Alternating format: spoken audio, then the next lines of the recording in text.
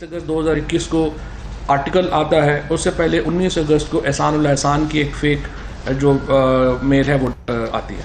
ये जो एक पूरी फॉल्स थ्रेट थी जिसके ऊपर हुआ किया गया, और ये सारा थ्रेट जो है ये इंडिया से जो है वो जनरेट हुआ। दरअसल हुआ ये है कि वो साहब जो हैं उन्होंने अब एक वॉइस मैसेज भेजी है यहाँ लोगों को, जिसमें वो कहते हैं कि नहीं ये मेरा ही अकाउंट है और मैंने वो सोच समझ के वो लिखी थी बात। अच्छा। और ये नहीं है कि वो फॉल्स अकाउंट है। मैं तस्लीम करता हूँ कि मैंने वो लिखी थी कि उस दिन जिस दिन मैच होना था उस दिन डिप्लोमेटिक में एक इंटेलिजेंस एजेंसी ने हमारी एजेंसियों को बताया। उन्होंने वो उनका ये कहना है कि हमने चैटर सुनी है कि शायद ये थ्रेट रियल है।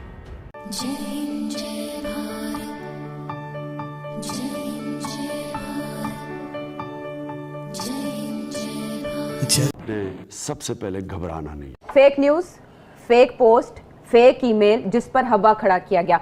लेकिन आपने तो हमें खबर दी थी कि ये कुछ ट्वीट्स हैं और फिर उसके बाद फाइव आइज हैं। फवाद चौधरी साहब और शेख रशीद साहब कोई और कहानी बता रहे हैं। सेठी साहब, ये इन्होंने अब आज ये एक FIR भी लॉन्च की है FIA के सामने, जिसमें उन्होंने लिखा है इसी कहानी जो इन्होंने बात की है। ये पहले की प्रेस कॉन्फ्रेंस के बाद एक FIR भी इन्होंने लॉन्च की है जिसमें इन्होंने बड़ी दिलचस्प बात की है। FIR में ये लिखा है कि इनको आज इनका राब्ता हुआ है, एक इनको ईमेल आई है फ्रॉम इंटरपोल न्यूजीलैंड में, वेलिंगटन से। वहाँ से न्यूजीलैंड पुलिस ने इनको एक ईमेल फॉरवर्ड की है जो कि उनको 18 तारीख को मिली थी। न्यूजीलैंड पुलिस को एक ईमेल मिली 18 तारीख को, 18 सितंबर को। अच्छा। और जो कि उन्होंने आज हमारी हुकूमत को आगे दी है 22 सितंबर को। तो उस ईमेल में क्या लिखा था जो कि आज इन्होंने वो ईमेल आगे कर दी FIA को। उस ईमेल में ये लिखा था कि एक साहब हैं, उनका नाम है हमजा अफरीदी। उनके नाम पे ईमेल है 7 समथिंग हमजा अफरीदी। उन्होंने एक ईमेल लिखी पुलिस को कि जी आपकी टीम जो है उसको थ्रेट है, हम उसको नहीं छोड़ेंगे और होटल से लेके जब तक वो जहाज़ पे नहीं चढ़ेंगे हम उनको अटैक करेंगे कहीं ना कहीं। अच्छा। इस ईमेल में ये लिखा है। इन्होंने उस ईमेल को ट्रैक डाउन करने की कोशिश की, वाया IP एड्रेस। वो ऐसे चला के किसी VPN के ज़रिए वो जो शख्स है वो हांगकांग में है। सिंगापुर में वो जाहिर किया गया, लेकिन वो असल सिंगापुर में सॉरी हाँ सिंगापुर में, हांगकांग में नहीं, सिंगापुर में। वो सिंगापुर में बेस्ड है, मगर उसके साथ कुछ ईमेल्स अटैच्ड हैं। इन्होंने जब तफ्तीश की है ये कहते हैं कि जो ईमेल्स उस अकाउंट से आ जा रही हैं वो फिर उनमें से कुछ ईमेल्स इंडिया से आ जा रही हैं।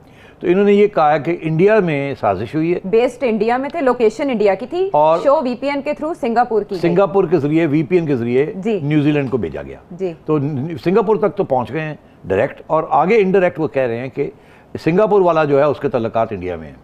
अच्छा। मगर वो डिटेल्स नहीं दिए कि इंडिया में कहाँ या कैसे। तो बेसिकली ये कहना है कि 18 तारीख को कोई 6:30 बजे के करीब सुबह वहाँ टाइम पे ये ईमेल रिसीव हुई। उन्होंने उसको स्टडी किया, उससे ये सोचा कि हम ये जेन्युइन थ्रेट है और अपना पुल बैक कर लिया अपनी टीम को। अच्छा। ठीक। और आज हमें बताया जा रहा है पाकिस्तान को कि ये ईमेल थी जिसकी बेसिस के ऊपर हमने ये किया है, और इन्होंने अब FIR काट दी है, FIA को कह दिया है कि इंक्वायरी की जाए सब चीज़ के ऊपर।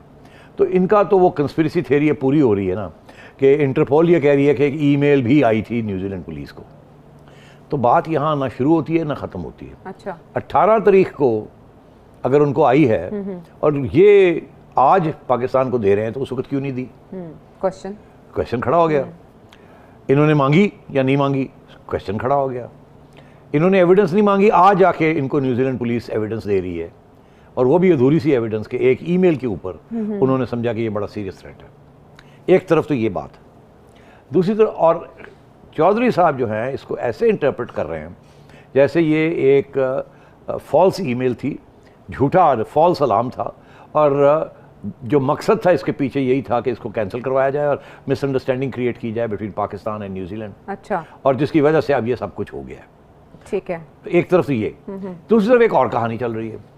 इनका ये कहना था अपनी प्रेस कॉन्फ्रेंस में फवाद चौधरी साहब का कि वो साहब जो कह रहे हैं कि जी मैंने जो ट्वीट मेरे जो फेसबुक पेज के ऊपर जो मैंने लिखा था, ये जेन्युइनली एक थ्रेट है। वो कहते हैं जी कि वो तो फॉल्स पेज है, वो तो ऐसे साहब है ही नहीं और उन्होंने ऐसी बात ही नहीं की, फेक अकाउंट बनाया गया था। दरअसल हुआ ये है कि वो साहब जो हैं उन्होंने अब एक वॉइस मैसेज भेजी है यहाँ लोगों को, जिसपे वो कहते हैं कि नहीं ये मेरा ही अकाउंट है और मैंने वो सोच समझ के वो लिखी थी बात। अच्छा। और ये नहीं है कि वो फॉल्स अकाउंट है, मैं तस्लीम करता हूँ कि मैंने वो लिखी थी और मैं समझता हूँ कि मैंने सही लिखी थी और मैंने एक बहुत बड़ा हादसा होने जा रहा था जिसको मैंने खबरदार कर दिया था मैंने। तो वो खुद तस्लीम कर रहे हैं कि ये फेक नहीं है, मैंने ही किया। मगर इसके अलावा वो कुछ और बातें भी उन्होंने की हैं दोस्तों के साथ यहाँ कहीं इधर उधर, मैं रिपीट कर देता हूँ, उसमें हकीकत कितनी है वो आप खुद ही समझ लीजिएगा। वो ये कह रहे हैं कि इंटरनेशनल इंटेलिजेंस एजेंसी किसी ने उनसे रब्ता किया, ठीक है, वाया अ थर्ड कंट्री, क्योंकि उनको पता नहीं था ये कहाँ हैं, ढूंढ के उनसे रब्ता किया और उनसे बात की और ये पूछा कि ये जो आपने लिखा है फेसबुक के ऊपर इसमें कितनी क्या जान है नहीं है हमें बताएं। तो कहने लगा मैंने उन्हें ये कहा कि ये मेरी इन्फॉर्मेशन है और मैंने उनको कहा मैं आई स्टैंड बाय जो मैंने लिखा है। अच्छा। तो अब उनकी तरफ से ये इशारा आ रहा है कि अगर उनको कोई ईमेल शीमेल मिली होगी वो अपनी जगह पे, मगर जो मैंने उनको कहा है वो भी मैंने भी कंफर्म किया है इस बात को।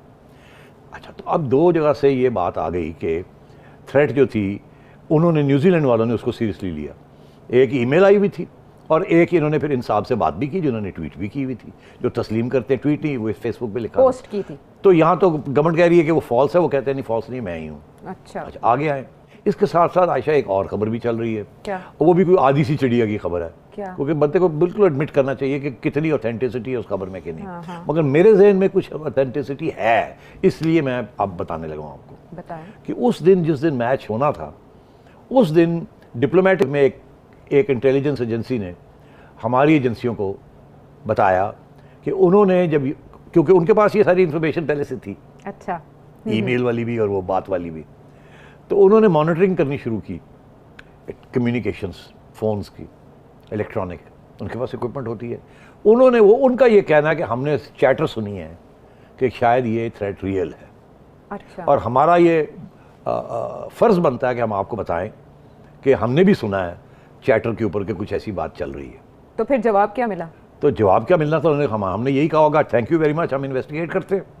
हमारा यही मौक़िफ़ रहा कि ये सब फ्रॉड है, झूठ हवा है, जैसे फवाद चौधरी साहब। मगर अब न्यूजीलैंड के लिए तो ये हो गया ना कि एक साहब हैं वो ये कह रहे हैं जी कि मैं आपको बता रहा हूँ और मेरा ये हैसियत है, मैं ये हूँ, मैं फलाना फलाना हूँ। दूसरा ये कि एक ईमेल आती है और तीसरा ये कि यहाँ की जो एक इंटेलिजेंस एजेंसी है डिप्लोमेटिक एनक्लेव में, आपको पता है 3-4 आइज वाले, वो कहते हैं ना 5 आइज, उनमें से 3-4 तो यहाँ बैठे हैं ना जहाँ आंखें लेके, तो उनकी तरफ से इनको पाकिस्तान को कहा गया, हमने भी सुना है। ठीक है। तो मेरा ख्याल है 3 लेवल की इंटेलिजेंस थी या कहानियां थी या इंफॉर्मेशन थी जिसको फिर उन्होंने वहां बैठ के ये फैसला किया कि हम रिस्क नहीं ले सकते। ठीक है, this is what I think. Thank you दोस्तों इस वीडियो को पूरा देखने के लिए। आई होप आपको ये वीडियो पसंद आया होगा एंड आपने लाइक बटन भी प्रेस कर लिया होगा। अगर नहीं किया है तो जरूर से कर ले। अगर आप हमारे साथ जुड़ना चाहते हैं तो ऐसे ही इंडिया पाकिस्तान रिलेटेड न्यूज़ देखना चाहते हैं तो हमारे चैनल को जरूर से सब्सक्राइब भी कर लें ताकि आपको लेटेस्ट अपडेट मिलती रहे। हमारा मोटिव है कि आपको सही और लेटेस्ट जानकारी दी जाए। तो मिलते हैं आप सबसे नेक्स्ट वीडियो पे, तब तक के लिए जय हिंद, जय भारत।